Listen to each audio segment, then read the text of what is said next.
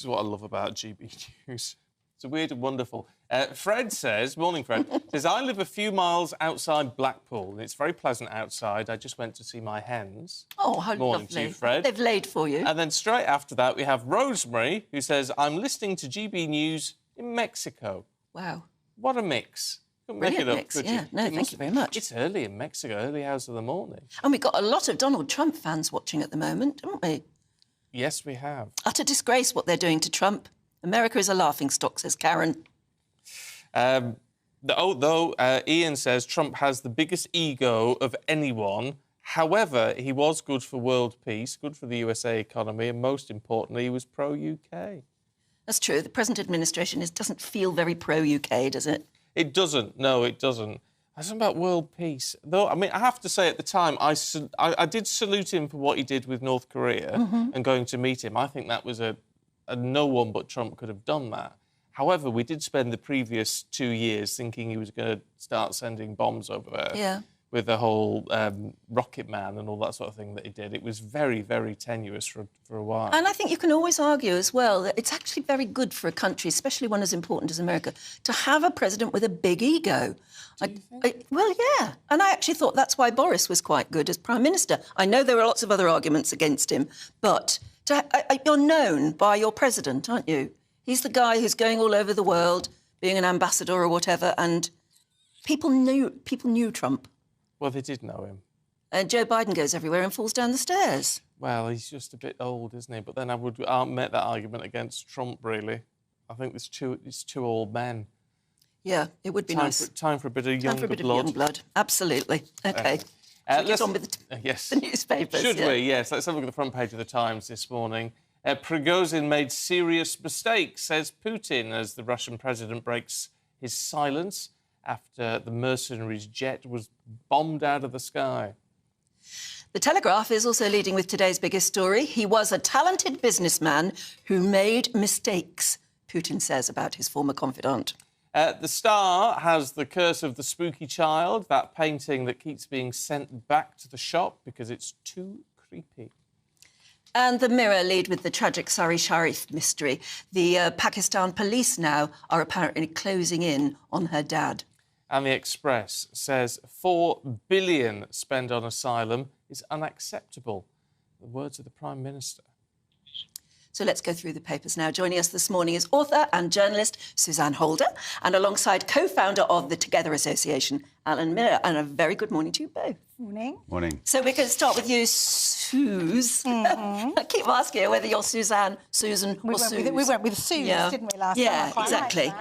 This is from the Daily Express, this amazing amount of money spent on asylum. Yes, so Rishi Sunak has insisted, according to the Daily Express, that the best way of slashing the unacceptable £4 billion a year asylum bill is to stop the boats in the first place, which might kind of seem obvious, but he's now kind of got on board with that idea, which I think is good news. He's given us a bit of detail, not much, but a bit of detail on how he would propose to do that, which is to break the business model, step up to the joint working with France. Obviously, we already have given France an awful lot of money, but we've signed a £480 million deal with Paris to boost patrols on French beaches and increase the number of drones scanning for would-be migrants hiding in the dunes. But if Rishi Sunak actually just buys the Daily Express today and looks at their investigation that they've done, it might give him a bit more information about how he could go about stopping the boats, because they've done a very interesting and alarming undercover operation where basically they typed the words dinghy, journey and England in Albanian into the internet and managed to find lots of smugglers, a lot of which are based in UK, using UK mobiles, and got lots of details that way. Also found, and this is just unbelievable, I think, how the smugglers are touting for business on TikTok. Using kind of funky videos with a bit of music and sales pitches. It comes today, it leaves today, the best prices and only 2 hours away. So I think if you want to go looking for the business model and how it's operating, maybe that's how you do it. Doesn't sound that difficult, does it? Doesn't sound, well, it's not that difficult to find them. Stopping them, I understand, would be very I wonder, they've interviewed various places, newspapers and everything have interviewed some of these illegal migrants who've been stopped and whatever, sent back, I presume, at some point. And they say we're going to do it again and again and again and again. We'll do it until we're successful. You wonder how they're getting the money. Absolutely. Because they're paying. I mean, these people smugglers are demanding money from them. Yeah. How come they've got the money to keep doing it? Yeah, well, it's a good question. I mean, I think there are different stories for different people, and it's a very lucrative and dangerous situation.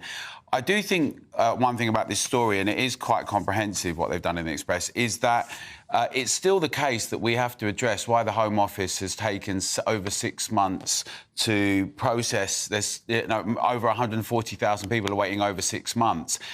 So on the one hand, there is this immediate question of the boats, but there is a question about the public sector. There's a question about how things are done efficiently, why it is that, like in other areas in the public arena, and also the private sector as it happens in Britain, we seem to be sclerotic and sluggish. Why is it that in the last few years this has happened and we can't efficiently execute this in a way that deals with the credible ones that should have asylum? It requires us to be much more brutal.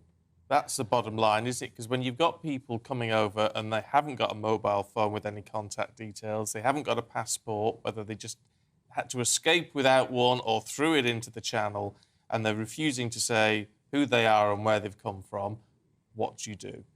Well, I think at one level it's absolutely about a commitment to protect the borders and be clear about that, and that does mean when you have a commitment you have clarity and you deal with things in a certain way. But it just strikes me that there is this issue that's across the board, and whilst the Prime Minister is saying it's not really about processing, it's about handling it, you could have that conversation about stopping. It's a lot of coastal areas. This is not a reason to not address it and deal with it properly. But frankly, I think it's a combination and it's an all-round strategy and approach. And I think that's where it's really not had the kind of commitment. And it's easy to say things. It's easy to do spin. But I do think that it's often about commitment, and that's something that's sort of lacking on the ground. OK, well, I'm going to have to show some commitment if he wants to win the next election. Let's have a look at Putin and Prigozhin, who's been making some comments elsewhere. I mean, people might not be surprised at this story, but the lead of the Telegraph says he was a talented businessman who made mistakes. From Mr. Putin. It's quite a chilling statement. I think it's a bit like a Bond movie that you kind of get this idea. Although often with these things, one never quite knows what's actually been going on. One of the big questions is that's posed by the Telegraph and the Times and others is, does this make Putin more emboldened and stronger? But I think there's a really big problem here, which is that when you have warlordism, when you don't have a commitment necessarily with your own conscripts, but you have to outsource that, and we should take note of that ourselves as well when we're doing it all the time with Blackthorn and others. But when you have to outsource, that does not show great commitment from people, particularly when they've tried to do something and they may have stopped. Now you've got a situation where you have this kind of warlordism. It might actually make his regime even more destabilised and more dangerous and violent. Now, that could be even more problematic, not just for people in that region, but for all of us as well. I suppose the other question that has to come up now is also, is this going to be an endless war? What are the goals? Is it going to be a resolution? What is the role of the West playing within all of this? Because it seems like this is kind of a continuous, endless situation, which is very barbaric and brutal.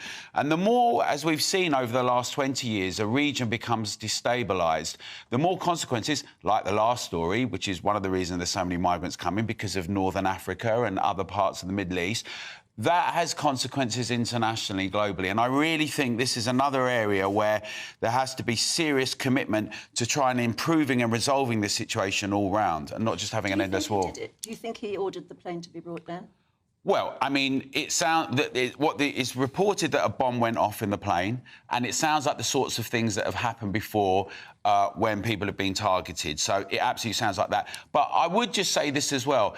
You know, in the fog of war, so many things happen, right, that one never quite entirely knows, but it looks like it's retribution. I didn't realise as well that actually also on the plane, allegedly, were Prigozhin's second-in-command, his logistics chief and 6 of his lieutenants. Yeah, so why were they all on the same plane? Yeah, that's a kind of the foolish thing to do, isn't it? And the other line I thought that was also interesting, which speaks very much to what you just said, is ageing dictators do 2 things: die or lash out because they realise their power is fading, which is kind of where we are. Dangerous situation, isn't it? We're almost out of time, Susan. Let's have a look at the mail, should we? I want to yes. talk about Zoom. Yeah. You want to talk about Zoom, right? Okie doke. Yeah. So it's been said that this might be the kind of. Do you remember the Gerald Ratner thing, Yeah. where Gerald Ratner used a word about his products in his jewellery shop that was not particularly flattering, and it caused a major problem. Well, the boss of Zoom, Eric Wan, has been described as scoring a bit of an own goal by saying that Zoom is not the best way to conduct your business. He is the boss of Zoom. But I think full marks for honesty for him, really, if that's what he thinks. He's saying basically that people on meetings, as we all know, if ever we've had any sort of Zoom meeting or discussion, it's tricky. You don't know when to speak. You can't always hear people because if you speak at the same time, you cut people off. He says people are more polite on Zoom. Is that a bad thing? It's not a bad thing. Maybe not a bad thing, but maybe if you don't get your point across or you don't feel you can say what you want to say, then it's a bit ineffective. Yeah, I mean, it is efficient, but it's not very friendly, is it? What on earth would we have done without it? Oh, absolutely. Or FaceTime. I mean, more importantly than Zoom meetings, actually. People are always polite. You have no authority here. Oh, yes. Oh, yes. Exactly. Yes, I do. Yes, Handforth. That's near where, that's in Cheshire, near where I live. Yes. All sorts of things to go. But also that Zoom meeting, you have no authority. The lighting, everyone just looked so spooky and kind of ghost-like. It was just quite frightening, wasn't it?